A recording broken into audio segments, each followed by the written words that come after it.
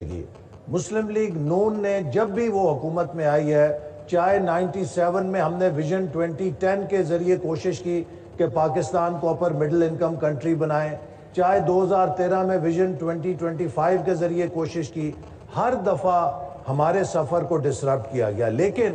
اس دوران جو بھی موقع ملا، 3 بنیادی شعبے ہیں جن کے اوپر ہماری توجہ رہی: ایجوکیشن، امپلائمنٹ اور انگیجمنٹ آف یوتھ۔ ایجوکیشن کے اندر پنجاب میں اگر ہماری حکومت تھی تو مجھے یہ بات کہتے ہوئے خوشی ہے کہ وہ واحد صوبہ تھا کہ جس نے سب سے پہلے ہائی سکول کی سطح پر غریبوں کو، ان کے بچوں کو پورے صوبے میں کمپیوٹر بیسڈ ایجوکیشن دینے کے لیے تمام ہائی سکولز میں کمپیوٹر لیبز بنائے۔ اسی طرح پنجاب کے تمام سکولوں کے اندر 70,000 سے زیادہ سائنس کے ٹیچرز کو میرٹ کے اوپر سلیکٹ کر کے کوشش کی گئی کہ غریب لوگوں کو سائنس کی ایجوکیشن ملے اور نظام تعلیم کے اندر بہتری آئے۔ پنجاب ایجوکیشن انڈاؤمنٹ فنڈ جو تقریباً اس وقت غالباً 20 ارب کے قریب پہنچ چکا ہے، ایشیا کا سب سے بڑا انڈاؤمنٹ فنڈ ہے جو اس وقت وزیر اعلیٰ شہباز شریف صاحب نے قائم کیا۔ اس کے تحت